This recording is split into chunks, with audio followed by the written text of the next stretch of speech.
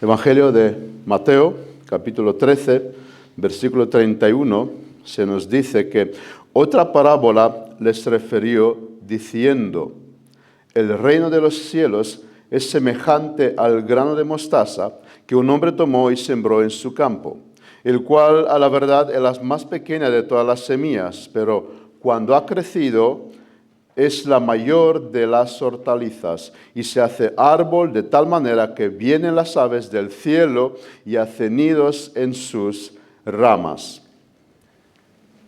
Jesús nos revela grandes verdades usando el ejemplo de la agricultura. Vimos en Mateo 13, primera vez la parábola del sembrador y luego la parábola del trigo y la cizaña. Y hoy veremos la tercera que sigue a continuación. La parábola del sembrador nos habló de 4 tipos de personas. La parábola del trigo y la cizaña nos habló de 2 tipos de personas. Hoy vamos a ver un solo grano. Hoy nos va a hablar de solo una cosa, la parábola que nos proponemos a estudiar. Y no presentan personas en esta ocasión, sino que representa, como está diciendo Jesús aquí, el reino de los cielos. El reino de los cielos, nos está enseñando la parábola, aparentemente es débil, aparentemente es insignificante, es pequeño, pero luego él se desarrolla y se hace grande, de tal manera que los pájaros vienen y hacen nido en sus ramas. A nosotros los humanos nos gusta, ¿no? Es verdad, nos gusta pertenecer a algo grande. Nos gustaría trabajar, si somos empleados, en una empresa multinacional. Nos gustaría, si somos jugadores de fútbol, jugar en Real Madrid. No es lo mismo jugar en Real Madrid que en Steaua Bucarest. No sé si habéis escuchado de este equipo, que es de mi país. Los europeos van a los Estados Unidos porque ahí se vive mejor, ahí hay más libertad, más democracia. En fin, los africanos vienen a Europa porque ven un país mejor, más prometedor. De hecho, mi presencia en España fue por este motivo. Busqué un país mejor y españoles, si pensáis que España está mal, os digo que no está de todo mal. Conozco países que son peores que España, así que no os disgustáis con vuestro país. En cambio, Jesús llama a su audiencia y nos llama en esta parábola de otra manera, nos llama a algo pequeño. Contrario de la expectativa humana, el reino de los cielos en el reino de los cielos las cosas ocurren de otra manera. Los primeros serán los últimos, nos están diciendo nuestro Señor en otra ocasión. También el que se humilla será enaltecido, o que el que quiere ser mayor, que sea el siervo de los demás. Es decir, la matemática de nuestro Dios no es la matemática humana, no es como los humanos piensan. Y la parábola hoy nos invita a poner los ojos en lo pequeño, en algo pequeño. El profeta Samuel puso su mirada en el más grande de los hijos de Isaí. Dios puso su mirada en David, el más significante, el que está con las ovejas, para que la gloria sea de Dios y no del hombre. Señala un predicador, en el arca de Noé solo había 8 personas, los demás se quedaron fuera. En el aposento alto solo había 12 personas, los demás estaban fuera. En el monte de la transfiguración solo había 3 personas, los demás no estaban presentes, porque así trabaja Dios. Mi hermano, no seas tentado a buscar estar entre la multitud. Dios parece que no se revela ahí. Dios no está en la multitud, donde hay mucho ruido. No digas, me gustaría pertenecer a una iglesia grande con predicadores famosos, que sea conocida a nivel mundial, que posea mucha influencia en el mundo. Más bien, tu deseo tiene que ser el de pertenecer a una iglesia donde Dios está presente. en una iglesia donde Jesús no está fuera, como si estaba la iglesia de Laodicea. Para entender este mensaje de esta parábola, es importante observar el contexto. El capítulo anterior nos habla de algunos acontecimientos y Jesús viene a responder a estas preguntas que se les formula en el capítulo 12. La parábola del sembrador les está diciendo, vosotros sois religiosos, pero si no tenéis fruto, de nada sirve vuestra religión. La parábola del trigo y cizaña, vimos Jesús está diciendo que el reino de Dios tiene dos etapas y en la primera etapa los justos no serán exterminados, sino que vivirán con los justos hasta la ciega, hasta el fin del mundo. Y la pregunta de hoy es, ¿a qué responde Jesús con esta parábola? ¿Cuál es la respuesta que Él da? ¿Qué enseñanza nos quiere transmitir Jesús en esta parábola? Vamos por un momento a Mateo 12, 38 y 39. Entonces respondieron algunos de los escribas y de los fariseos diciendo, Maestro, deseamos ver de ti señal. Él respondió y les dijo, la generación mala y adúltera demanda señal, pero señal no le será dada, sino la señal del profeta Jonás. Los judíos estaban pidiéndole a Jesús algo extraordinario, como que le está diciendo, Maestro, demuéstranos que debemos seguirte. Haz una señal para demostrarnos que nosotros te tenemos que seguir. Como que los milagros que Jesús hacía, eso lo puede hacer cada hombre. Resucitar muertos, sanar enfermos, multiplicar panes y los peces. Para ellos esto no contaba. Pedían una señal. Eso no muestra otra cosa, sino la ceguera humana, el estado de ceguera en el cual se encuentra el hombre, viendo a alguien abrir los ojos y pedir una señal. Demuéstrame que tú eres quien dices ser. Y hoy en día nos topamos con este comportamiento a través de los humanos, ¿no? ¿No es verdad? Los ateos nos piden señales. Demuéstrame científicamente que Dios existe. Unos meses atrás, el algoritmo de YouTube me enseñó a un hombre católico, se llama José Carlos González, y este hombre defiende la existencia de Dios de un punto de vista científico y ha escrito un libro no hace mucho tiempo que se intitula Nuevas evidencias de la existencia de Dios. Y este hombre hace una afirmación y dice, no necesitas fe para creer que existe Dios. Bueno, hay unos matices, no vamos a entrar en los detalles. Necesitas fe para ser salvo. Pero creer en un creador, hay evidencias, está diciendo este hombre. Y escribe un libro argumentando esta posición. Pero ¿crees que los ateos dejarán de ser ateos? Como los judíos. En el tiempo de Jesús, no por falta de evidencias la gente no cree, sino porque no quisieron. No quisieron, nos dice Pablo en Romanos, porque la ira de Dios se revela desde el cielo contra toda impiedad e injusticia de los hombres que detienen con injusticia la verdad.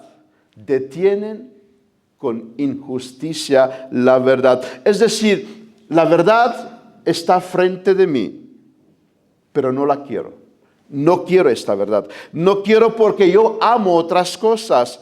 Y si tendría que abrazar la verdad, tendría que renunciar a lo que yo amo. Así que el problema del ateo es una falta de honestidad intelectual. No quiero la verdad. Maestro, darnos una señal. ¿Le podría dar Jesús una señal? Claro que le podría dar una señal. ¿Por qué no se la dio? Generación mala y adúltera demanda una señal. No señal necesitáis vosotros. Necesitáis volver a Dios en humildad. humillarse delante de Él. Esto es lo que el hombre tiene que hacer. No pedirle a Dios señales, humillarse delante de Dios. Su corazón no estaba nada bien. El corazón de esos judíos estaba, como Jesús le describe, malos, adúlteros. Ellos demandaban al Señor. A Dios no se le demanda. A Él le suplica. Demandar a Dios como lo hacen los de la prosperidad demuestra que su corazón es malo y adulterado. No se puede demandarle a Dios. Un corazón recto no pide señales. No va detrás de las cosas sensacionales. Él es convencido por las Escrituras de que Jesús es Cristo. Él ve que toda la Escritura apunta a Jesús y que toda la ley, todos los profetas se cumple en Jesús. Él es convencido por la palabra de Dios. El hombre necesita la palabra de Dios, no señales. Y en este contexto, Jesús les da una respuesta a esta petición. Una respuesta que se esconde en esta parábola, pero que ellos no entendieron.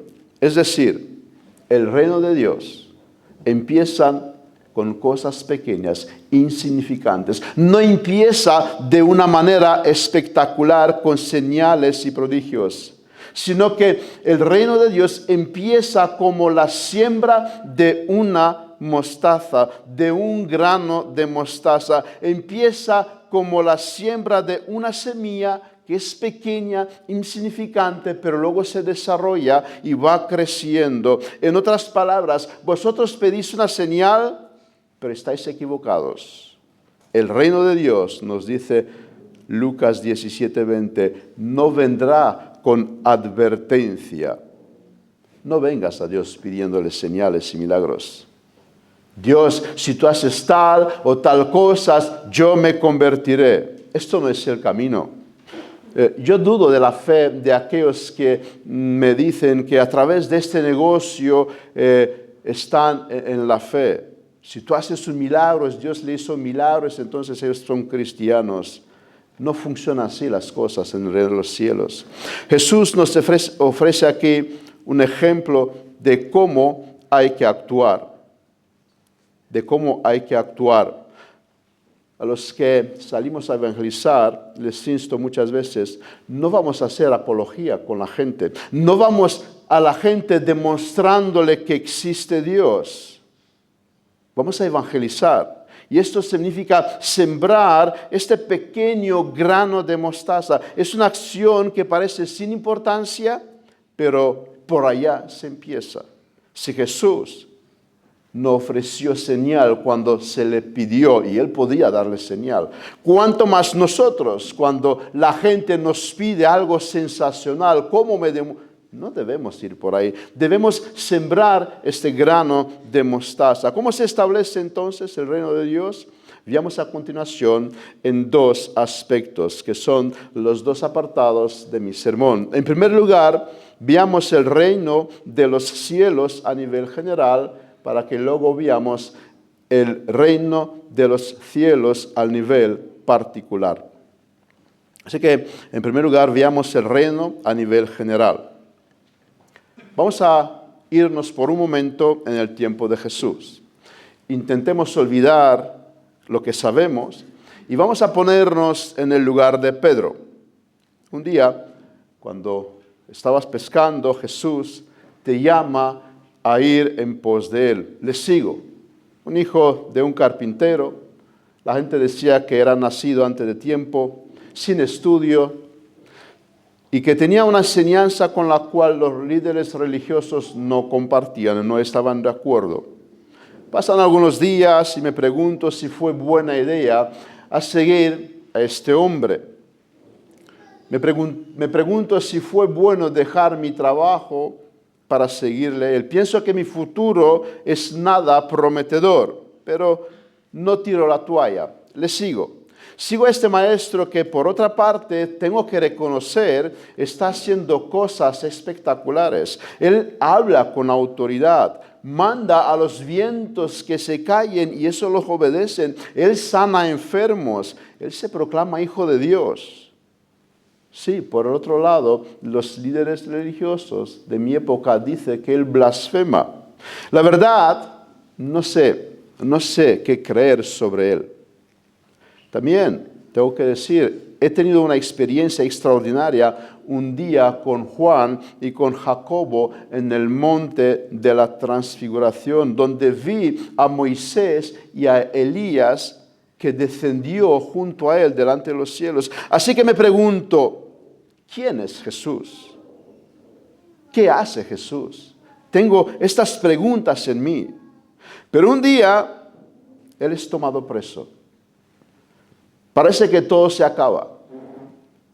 Llega el día cuando le veo en la más debilidad absoluta que he visto yo a un hombre, preso por los romanos. Yo mismo llego a negarle con maldición, me desecho de él, no conozco a este hombre, me da miedo una sirvienta y digo, no conozco a este hombre. Luego él es crucificado. Los pensamientos de los dos en el camino de Maús también son los míos, que dijeron, pero nosotros esperábamos que él era. Parece que no es. Esto se apodera de mi corazón. Jesús fue crucificado y ahora él está en la tumba. Vuelvo a lo que decía antes, estamos en el lugar de Pedro. Pedro pasa por todo esto. Los judíos son contentos por lo que han hecho. Vencieron, pensaron ellos. De nuevo me pregunto, ¿quién es y qué quiso hacer Jesús? No lo tengo muy claro. Dudo mucho. Sí, un día le confesé que Él es Cristo y que Él me dijo que su Padre me lo reveló, pero ahora que veo que ha muerto y todo parece que se ha detenido de repente.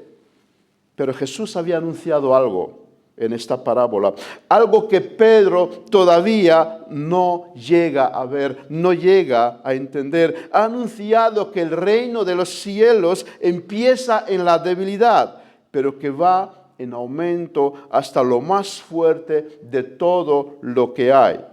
Lo que pasa es que con la semilla de mostaza, al ser enterrada, al principio ella muere, pero luego germina, crece una planta que se desarrolla y madura y se hace la más fuerte de todas las hortalizas. Jesús, antes de morir, estaba anunciando todas estas cosas en esta parábola, pero Pedro, como muchas otras cosas, no llegó a observarlos de momento. La obra que Dios está llevando a cabo empieza desde lo más pequeño.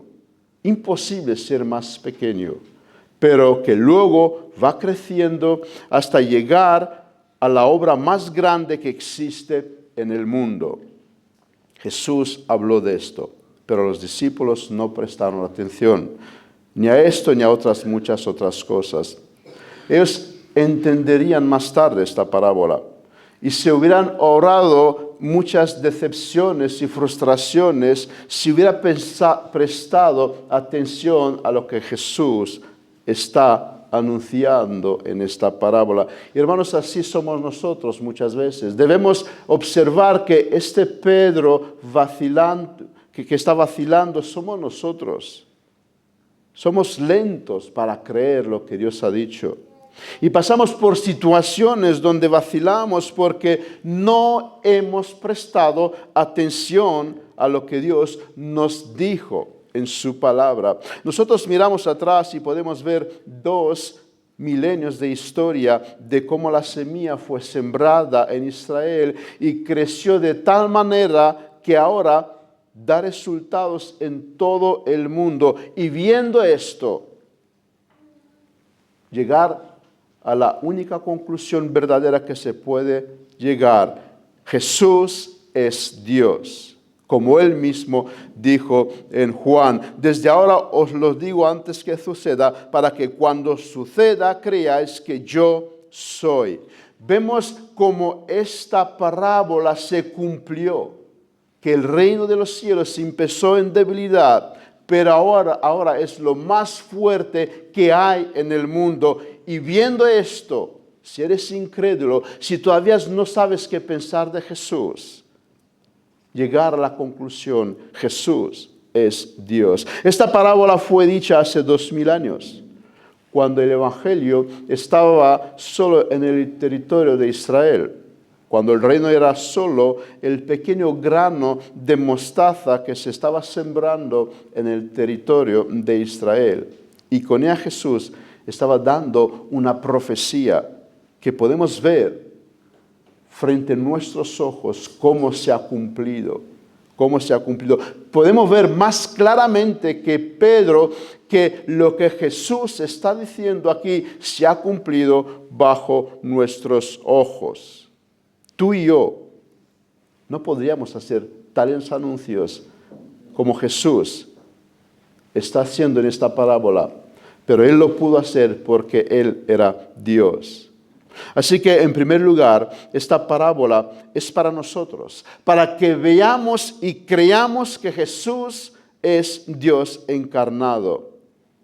¿Acaso no somos nosotros testigos de que el Evangelio es lo más fuerte que hay en el mundo? ¿Esa no es una realidad? ¿Cuántos se propusieron a erradicar el Evangelio? ¿Y lo consiguieron? Nerón. ¿Nos explicas tú cómo alguien se puede dedicar a perseguir y exterminar a los cristianos? El mensaje de Jesús. ¿Nos explicas tú cómo se hace esto? Que no lo lograste. Preguntemos mejor a reina de Inglaterra del siglo XVI, que recibió el nombre de María Sanguinaria, ¿cómo se puede exterminar el protestantismo? Que tampoco lo pudo. ¿Podrá mejor el comunismo con sus dictadores explicarnos cómo se puede exterminar este reino de los cielos? Yo también te digo que tú eres Pedro y sobre esta roca edificaré mi iglesia y las puertas de Hades no prevalecerán contra ellos. Jesús afirma que su evangelio llegará a los confines de la tierra y así fue. En esta parábola se nos hace este gran anuncio. Voltaire, el filósofo francés que se esforzó en combatir el mensaje de la Escritura, dijo que dentro de 100 años la Biblia sería un libro olvidado. Y pasó esto. En nuestros días, el ataque por parte de Satanás es de otra manera. Estoy hablando del occidente, ¿no? No es con fuerza de la espada, es con el engaño, con un evangelio diluido, que no es evangelio, pero hay buenas esperanzas y buenas noticias. El reino de Dios seguirá siendo fuerte también en nuestros tiempos. Esto nos tiene que llenar de gozo y de alegría. Esta promesa es para nosotros. Siempre han habido, siempre habrán cristianos que temen a Dios, que seguirán adelante. Hermanos, no nos asustemos de que puede surgir el día de mañana. Estamos en el reino de Dios, que es el árbol más fuerte de todas las hortalizas. Antes de ser español, antes de ser europeo, soy perteneciente al reino de los cielos. El mundo se desmorona, crecen las tensiones y las amenazas. ¿Me asustan estos? No, estoy en el reino de los cielos, eso es intocable. Yo pertenezco a este reino antes de cualquier otra cosa. Así que mi hermano, mi hermana, que estás lidiando con muchos problemas de salud, si estos problemas te llevan a abandonar incluso este mundo, dale gracias a Dios. Llegarás a casa. Se acabará tu sufrimiento. Debemos pensar más a menudo que somos partícipes de lo más grande. Somos partícipes los cristianos de lo más grandes. Miles y miles a nuestro alrededor no tienen este privilegio. de pertenecer al árbol de mostaza, sino que es esta hierba mala que un día será arrancada y echada al fuego. Esta hierba que molesta. Tú y yo, si somos cristianos, somos en el reino de los cielos, que es lo más de lo más. ¿Te das cuenta qué significa? Dios puso los ojos en ti. Dios puso los ojos en mí. Nos hizo participar de lo más que se puede esperar. Solo en la eternidad nos daremos cuenta de qué significó esto con más suficiencia. ¿Qué significó ser llamados a ser partícipes de los reinos de los cielos? Si eso lo pongo en mi corazón, si eso lo pongo en mi vida, en mi mente, seré gozoso, seré lleno de alegría cuando hay amenazas y amenazas por doquier. Niño, joven que me escuchas, vienes a la iglesia porque tus padres te traen. Piensas que lo de pertenecer al reino de los cielos es algo que no te atrae mucho. La verdad es que preferirías hoy estar en otro sitio. Sí, está bien lo de ser cristiano, pero piensas que puedes ser buena persona sin necesidad de tomarte tan en serio la Biblia. Piensas que hay cosas más grandes y más interesantes que se puede hacer en esta vida, y no la de ser un cristiano piadoso. Y puede que un día irás en pos de estas cosas como Demas, por amor al mundo. He pensado como tú, cuando era como tú. Me hubiera gustado que mis padres no me hubieran educado en la fe. Me hubiera gustado ser normal, como los demás compañeros de mi clase. Pero hoy, déjame decirte también otra cosa. Les tengo que darle 1000 gracias. No tuvimos un coche, vivimos 10 personas en 2 habitaciones, nunca comimos en un restaurante y puedes seguir con esos ejemplos. Pero créame, y te digo de todo mi corazón, si podría elegir nacer en esta familia o la familia de Bill Gates, hubiera escogido nacer en la familia que he nacido. Porque no hay cosas más grandes que uno puede tener, sino el de pertenecer al reino de los cielos. Como decía Martín en el boletín de hoy, todo lo demás no importa si perteneces al reino de los cielos, porque no hay cosas más grandes. Y mis padres me educaron en este evangelio. No me dieron un teléfono, pero sí me dieron una Biblia para niños que la he leído, y así empezó mi crecimiento en ese reino de los cielos. Por lo tanto, me considero muy privilegiado. No deseas fama, querido niño, joven, adolescente. No deseas riqueza antes, sino desea estar en el reino de los cielos. Escucha lo que dijo un sabio multimillonario. Bienaventurado el hombre que haya la sabiduría, el que obtiene la inteligencia, porque su ganancia es mejor que la ganancia de la plata, sus frutos más que el oro fino, más precioso que la piedra preciosa, y todo lo que puedes desear no se puede comparar a ellas. Dale gracias a Dios si tus padres hoy te han llevado a este lugar donde puedes aprender realmente lo que importa en esta vida. Lo mismo pasó con el reino de Israel, con la casa de David. Vimos en la lectura adicional. El que fue ungido por Samuel como rey empezó por ser perseguido y amenazado de muerte por Saúl. Casi lo logra. Fue la providencia que lo impidió. Primera de Samuel, estamos leyendo, al fin seré muerto algún día por la mano de Saúl. Y se fue David. Empezó en debilidad. Aquel que fue escogido, el futuro rey de Israel, se fue al territorio enemigo. Vemos en la historia de Israel como a Dios le place obrar de esta manera. Tomar las cosas pequeñas, tomar las cosas insignificantes y hacerles crecer. Y en el segundo lugar, veamos por un momento el reino de los cielos a nivel particular.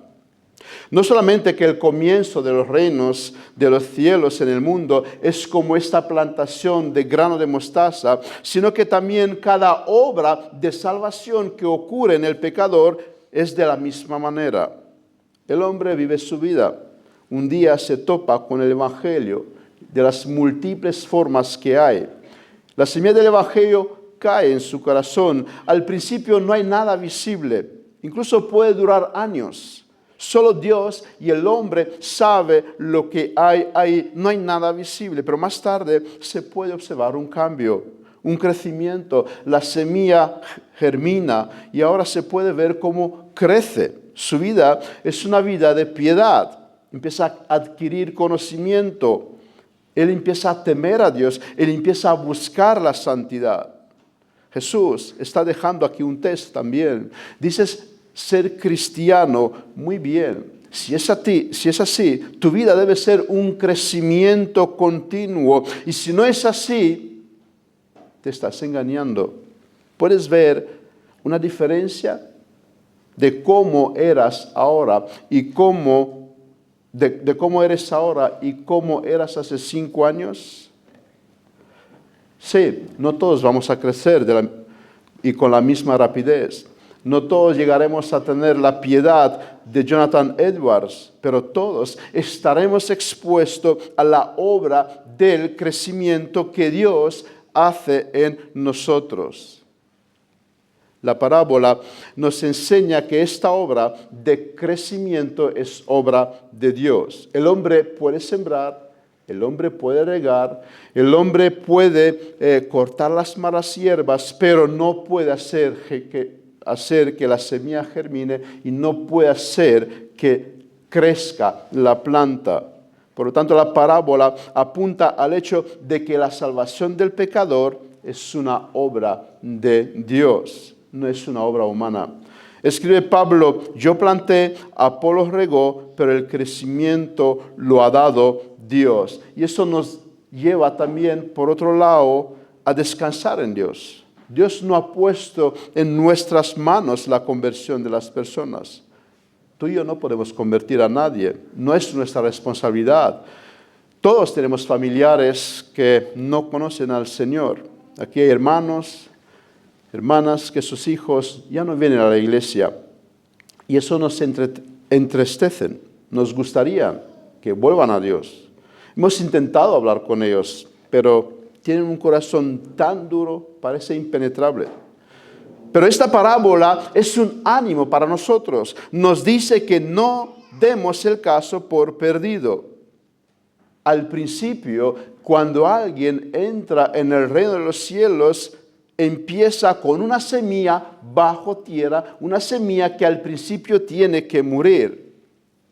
Es grande el número de los casos donde estas personas vinieron más tarde a los pies del Salvador, porque entrar en el reino de los cielos se hace de esta manera, creciente poco a poco. Esta parábola también nos da una enseñanza a los que somos padres y los que tenemos hijos pequeños. Somos llamados a sembrar en sus corazones el Evangelio. Hacer que un día ellos sean llamados a la salvación, empieza con el trabajo de sembrar en sus corazones el Evangelio y regar esta semilla. Y después de todo esto, tener paciencia, tener mucha paciencia. El árbol de mostaza no creció de la noche a la mañana, necesitó su tiempo. Sí, es una excepción que niños sean convertidos en la temprana edad, pero normalmente eso no es la regla. Abraham tuvo que esperar muchos años para obtener la promesa que Dios le ha dado en tener un hijo. Los israelitas caminaron 40 años hasta llegar a Canaán. ¿Quién habría pensado que Saulo de Tarso, el que era perseguidor de los cristianos, sería más tarde el Pablo, apóstol de Jesucristo? Pasó mucho tiempo. Dios nos ha hecho grandes promesas, Por lo tanto, descansemos y esperemos en Él, aunque el panorama que hay a nuestro alrededor es poco prometedor. Otra cosa que Jesús nos enseña aquí es que si somos cristianos, con el paso del tiempo seremos más fuertes. Las doctrinas serán más arraigadas en nosotros. Tendremos un mejor entendimiento de las Escrituras. Seremos más fortalecidos en el hombre interior. Dentro de 20 años, si seguiremos aquí, nos avergonzaríamos de cómo somos hoy. Observa a un creyente que lleva solo 3 años en la fe. Y vuelvo otra vez a Pedro. Él es frágil. Él no entiende mucha doctrina. Jesús le tiene que decir, ahora no podéis entender esto. Tropieza, cae en repetidas ocasiones. No tiene mucho conocimiento. Incluso podemos ser tentados de dudar de su salvación. Si yo estaría al lado de Pedro en aquella noche cuando él negó a Cristo, posiblemente le hubiera tachado de incrédulo. Debemos tener en cuenta esto, tener paciencia. Hay hermanos que apenas son este grano de mostaza que ha sido sembrado. No son todavía el árbol fuerte que será al final de su vida. Aprendemos de nuestro Señor cuánta paciencia tuvo que tener con los 12 discípulos. ¿Qué haríamos nosotros con la iglesia de Corinto? Y me detengo un poquito sobre este asunto. ¿Cómo era esta iglesia? Gracias doy a mi Dios siempre por vosotros, por la gracia de Dios que os fue dada en Cristo Jesús, porque en todas las cosas fuisteis enriquecidos en Él, en toda palabra y en toda ciencia. Parece una buena iglesia, pero luego Pablo en la misma carta escribe, pero aún sois carnales, pues habiendo entre vosotros celos, contiendas y disensiones, ¿no sois carnales y no andáis como los hombres? Un poquito más abajo, de cierto se oye que hay entre vosotros fornicación y tal fornicación cual ni aún se nombra entre los gentiles, tanto que alguno tiene la mujer de su padre. ¿Qué pasa con esta iglesia? Qué desastre de iglesia, podríamos decir, con razón. Pablo, ¿qué vas a hacer ahora con esta iglesia? Mira cómo es ella. Pero Pablo, elige actuar de esta manera. Antes fuimos tiernos entre vosotros, como la nodriza que cuida con ternura a sus propios hijos. Pablo no abandona esta iglesia. Él sabe una cosa, el reino de los cielos, que ahora es débil y pequeño en los corazones de Corintios, más tarde será fuerte y poderoso. Y esto más tarde lo podemos ver cuando él afirma, mucha franqueza tengo con vosotros, mucho me glorío con respecto de vosotros, lleno estoy de consolación, sobreabundo de gozo en todas nuestras tribulaciones. Pablo cuidó de ellos, no tiró la toalla, sabía que el reino empieza en debilidad, pero luego se fortalece. Eso no quiere decir que debemos dar por sentado que todo el que dice cristiano es cristiano. Vimos esto en la parábola del sembrador. Tampoco queremos decir que debemos ser tolerantes con las multitudes de iglesias que lo único que tienen de iglesia es el rótulo, pero sí con aquellos que muestran arrepentimiento, que escuchan, como escuchó la iglesia de Corintio, tener paciencia con ello. Es un placer conversar con aquellos que llevan décadas en la fe, siendo cristiano. Pero lo que es más extraordinario es lo que nos anuncia Juan en 2 de Juan 3:2. Seremos semejantes a Él. Soy débil ahora, pero llegará el día cuando seré semejante a Él. Esta parábola nos hace una promesa extraordinaria. Llegará el día cuando seremos como Cristo, sin pecado, sin mancha, sin ídolos en mi corazón. Esta parábola nos revela el amor que Dios tiene para con nosotros. A pesar de todos los peligros, a pesar de todo lo que hay a nuestro alrededor, Dios cuida de nosotros y nos lleva a este fin glorioso. Imagínate ser como Cristo. Dejaremos de pecar. Amaremos a Dios con todo nuestro corazón, sin impedimentos, sin ser distraídos. Esto es lo que nos promete, lo que Jesús nos anuncia en esta parábola. En conclusión, el reino de los cielos no es compatible con la mente humana. Escribe Pablo, porque los judíos piden señales y los griegos buscan sabiduría, pero nosotros predicamos a Cristo crucificado. Para los judíos ciertamente tropezadero y para los gentiles locura, mas para los llamados, así judíos como griegos, Cristo poder de Dios y sabiduría de Dios. No es de extrañar que los sabios de este mundo se burlen del Evangelio, pero los que hemos conocido, lo que hemos abrazado esta verdad, hoy podemos exclamar, qué fascinante, qué glorioso es el reino de los cielos. Esto me impulsa a hablarle a otros de esta gran realidad de pertenecer al reino de los cielos. Es lo más que se puede tener y desear. Cuando miramos a nuestro alrededor, las cosas no pintan nada bien. Parece que el ateísmo se ha empeorado en nuestra sociedad y que el reino de los cielos se está extinguiendo. Los tiempos que vivimos son tiempos de sequía espiritual. Jesús nos recuerda a través de esta parábola que no debemos mirar a nuestro alrededor y sacar conclusiones, sino observemos su palabra. El reino no es algo débil, aunque por un tiempo así lo parece. El reino es lo más de lo más. Así que si eres cristiano, si el reino de los cielos se ha instalado en tu corazón, es la cosa más extraordinaria que te ha podido pasar. Y si los demás se burlan de ti, recuerda, el día de mañana se arrepentirán. ¿Cuántos ricos desearían haber sido en el lugar de Lázaro hoy en día? En segundo lugar, esta parábola nos insta a la paciencia con nosotros, con los que están a nuestro alrededor. Sí, nos gustaría ser más santos.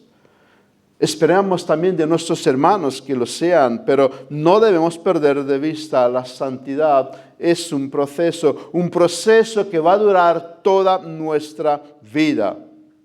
Y así que no te indignas cuando tu hermano hace algo que tú no harías debido a su inmadurez. Tú también cometes las tuyas. Y eso no quiere decir que podemos hacer lo que hacemos y luego excusarnos. Soy inmaduro, así que me tienes que aceptar. Nuestra inmadurez debe molestarnos, más cuando tenemos un largo tiempo en la fe. Tampoco estoy diciendo que no se debe exhortar a aquellos que no andan bien y excusarles, son bebés en la fe. Lo que estoy diciendo es que tenemos que tener discernimiento. Y en tercer lugar, la parábola nos habla de una fe creciente. El cristiano es alguien que con los pasos de los años está creciendo en la fe. ¿Puedes ver esto en tu vida? ¿Cómo has crecido en los últimos años? Y en último lugar, la parábola nos recuerda nuestro fin, un fin glorioso, un fin glorioso. Todavía no hemos llegado a nuestro fin, cuando seremos glorificados. Hoy estamos en este tiempo de humildad y no puede ser de otra manera, mirándonos a nosotros lo débiles que somos, el pecado que hay en nuestra vida, en nosotros. Pero llegará el día que por fin dejaremos todas estas cosas. Jesús nos lo prometió y yo lo creo. Y hacia allá nos dirigimos. Dice Pablo, no lo he alcanzado, pero me dirijo hacia a ellos. Esa es nuestra esperanza. No seremos como somos ahora, seremos glorificados como Cristo es. Terminemos en oración. Amado Padre, qué bueno eres tú por habernos hablado a nosotros, insignificantes pecadores, merecedores de tu ira, del infierno, de la esperanza que tú has traído para con el hombre. Gracias te damos por la promesa que nos has hecho en tu palabra. Gracias por revelar tu reino en nuestros corazones. Gracias por ocuparte de nuestro crecimiento y gracias por lo que nos has prometido. Oramos para que tú nos sigas fortaleciendo en esta vida que nos queda por delante, y también queremos orar por un momento por aquellos que todavía ni son este grano de mostaza sembrado. Ten misericordia de los nuestros, Padre. Ten misericordia para que ellos también puedan ser partícipes de esta gran cosa, de lo más que existe bajo el cielo, pertenecer al reino de los cielos. Gracias por animarnos, gracias por tu palabra y gracias por permitirnos escuchar tu palabra en este día. En el nombre de Jesús. Amén.